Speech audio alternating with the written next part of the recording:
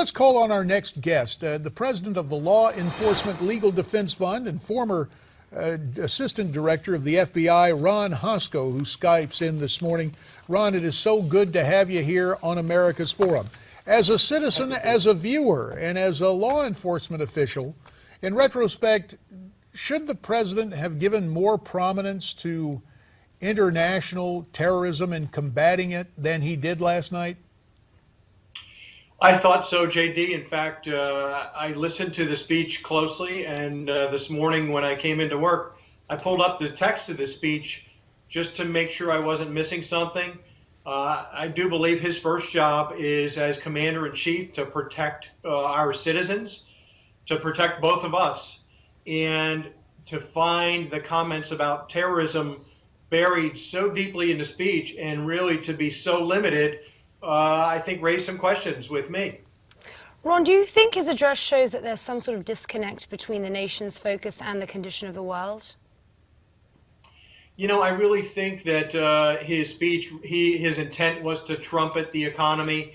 The economy has ticked up. We've seen some improvement, and I think he wanted to trumpet that and to some extent pat himself on the back. But at the same time, it potentially denies some realities about what's going on in the world.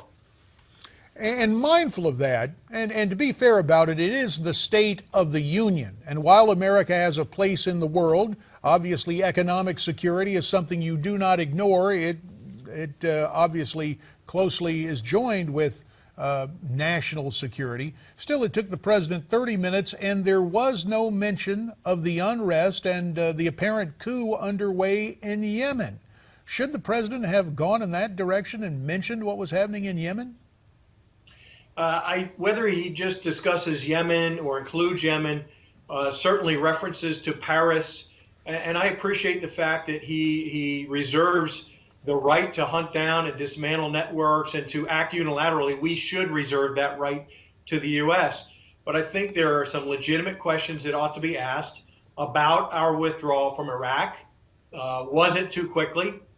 Was it too broad? Did it create this void that ISIL moved into and enabled them? And are we doing the same thing in Afghanistan with the transition to their internal forces? Was the U.S. retreat too quick and too broad? And are those internal forces capable of keeping up the fight against the Taliban, against al-Qaeda elements in Afghanistan? Or are we creating another dangerous void? Ron, 1 minute left here. In your opinion, if terrorists were to attack the U.S., final word, do you think the president's speech will be considered complacent? I think it was buried too deeply, and he spoke too narrowly about this threat. This is a serious threat. The AQ threat has metastasized. It's dangerous. They want to empower and enable people here, lone wolves or groups, to act against law enforcement and to attack targets in the United States. And so I think we will have some 20/20 hindsight when that attack comes. And almost certainly others want to engage in those assaults here. Mindful of that and your role as a former assistant director of the FBI, Ron, when we come back, we're gonna talk about national security, specifically a dust-up between the current director of the FBI and the Gray Lady, also known as the New York Times. That newspaper, though venerable, certainly oftentimes becomes the center of controversy.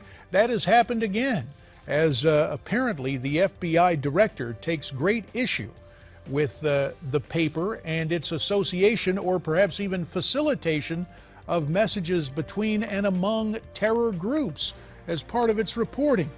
Ron Hosko will weigh in on that. We'll lay it out with better specificity when we continue this conversation here on America's Forum. Also back with us, the president of the Law Enforcement Legal Defense Fund and former FBI Assistant Director Ron Hosko. Ron, we certainly appreciate you staying with the break staying with us through the break. And there is a very important story we need to talk about. The current director of the FBI, James B. Comey, recently blasted the New York Times for anonymously quoting a member of the terrorist group Al-Qaeda after the Paris attacks. A letter that he wrote to the publication had this criticism, and let's quote from it now. Your decision to grant anonymity to a spokesperson for al-Qaeda in the Arabian Peninsula so that he could clarify the role of his group in assassinating innocents is both mystifying and disgusting. Do you stand in agreement with the current FBI director, Ron? Yes, I do. The director is a man of commitment, a man who is of conscience, who I'm sure stands behind his words, is disgusted by the notion that the Times would give voice to someone in this organization. You know, JD, when we look at these mass killings across our country, there's a discussion going on about not giving a voice and a name and a face to those who would go into a school and shoot it up. The risk being that their voice and their name and their face might help in some way to motivate others to do the same. And the thought is, if we take that away, maybe we help to demotivate.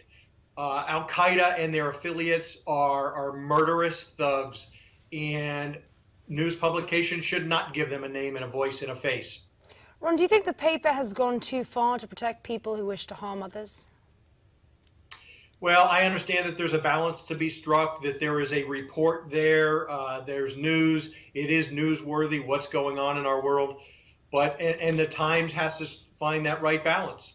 But the director of the FBI is going to find his own internal balance, and I think we have a director now in Jim Comey who's going to be louder on a lot of these issues. He's been louder on encryption than his predecessor has on a range of issues, and that's with the media. I think it's a good thing. I think it's a positive step for the FBI and the director of the FBI to be out there in public and to have clearly, strongly held views and to clarify them and put them in the public domain. Well, now with a couple of minutes left, Ron, this sets up a classic confrontation, national security versus the First Amendment freedom of the press.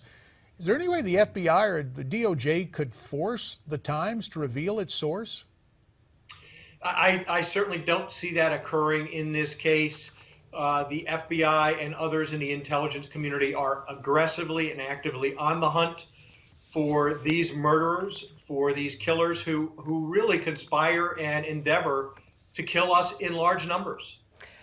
They have made no secret of it, but you know, to look at to try to go back to one anonymous person, no, the FBI and others are looking for all of them. Ron, the international managing editor fired back and defended the paper's decision, saying in part the individual quoted anonymously has for several weeks provided accurate insight and information into the thinking and actions of AQAP. What are your thoughts? Do you think their reasoning justifies their actions in this case? You know, I think it's newsworthy to some extent. It's certainly newsworthy when the director of the FBI takes a shot at the New York Times like he has here. And I understand that this is the investigative journalism, the requirement of the Times. But I think there is a tension there in what the FBI and others probably are offended by, a tension in what should be reported and how it's reported, and does it credit somebody? Does it prop them up in some way? Suffice it to say, that's what the FBI director is rejecting. This is to be continued, and Ron Hosko, the president of the Law Enforcement Legal Defense Fund and former assistant FBI director, we certainly appreciate your input. When we come back, we'll be rejoined by Ford O'Connell with more on the State of the Union address, specifically the Republican response and a GOP rising star. Stay with us.